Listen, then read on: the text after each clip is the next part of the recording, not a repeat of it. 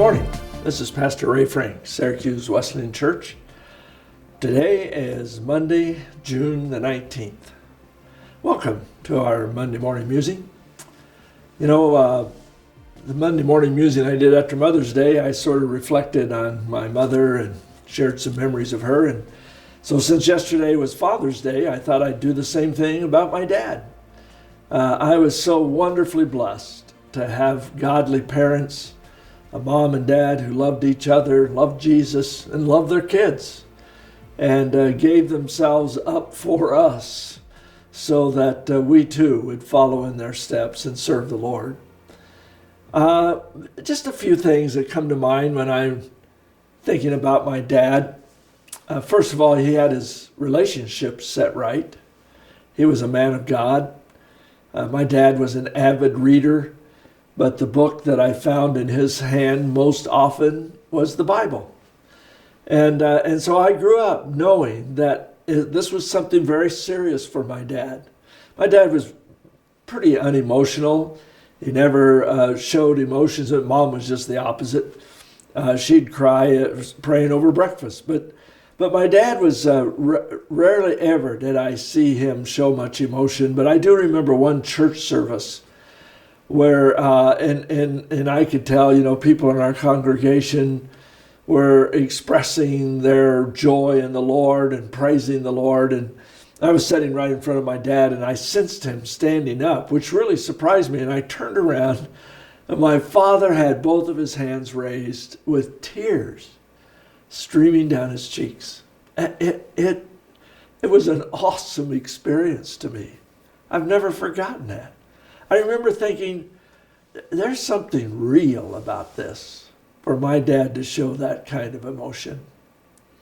So he had his relationship with God was the most important thing in his life. And then he disciplined consistently and fairly. And by that I mean, the discipline for each of the children was a little bit different because our personalities were so different. My sister had such a tender heart that all it took for her to be disciplined was just to scold her. And I had to be a little more directly discipline applied to me. I remember one time my sister and I think we were picking cherries, if I remember the story right. I'm not real sure what occasioned the fuss between us. And I think as we were picking cherries out of the cherry tree, putting them in the pot, that I would eat about as many as I'd pick. And when I'd get the pits out, I'd throw them at my sister. Well, she got very angry at me and stomped off into the house. And pretty soon she came back, put her hands on her hips and said, "Raymond Lee, Mama says you get a choice of what discipline you want. Do you want to be scolded or spanked?" And I remember just thinking, I said, "Well, what's scolding?" And she said, "That's when Mama talks to you real mean." And I said, "I'll take that." I think I ended up getting a spanking, which I deserved for picking on my sister. But somehow my parents knew that what each one of the children required. They never, I don't remember my father ever getting angry, except for one time.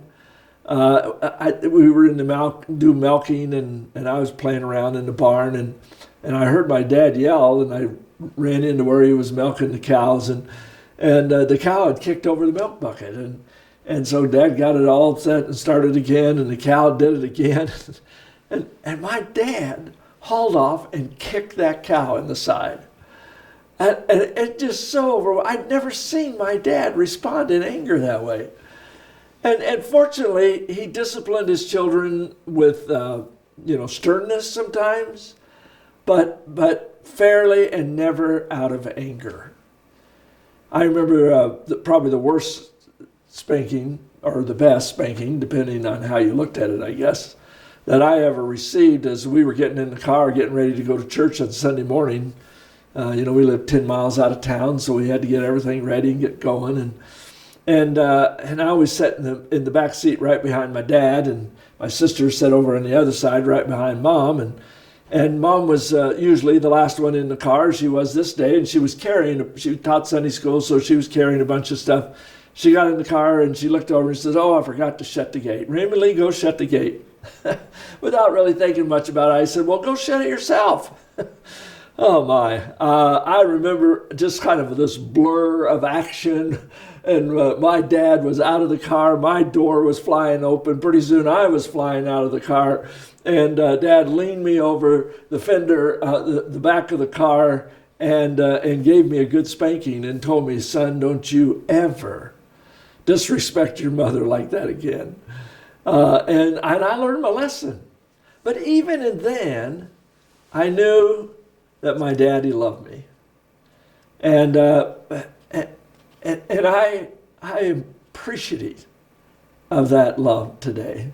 Well, one of the traumatic things that happened in my life when I was 12, we moved from the farm into the city, and boy, first few days of school were pretty rough. I was going to a junior high that had like 2,000 students. And I'd been in a little elementary school in Goodland, Kansas that had, maybe 200 in the whole school. I don't know. Yeah, maybe more than that. I don't know. But anyway, not very many. And 30 in my class.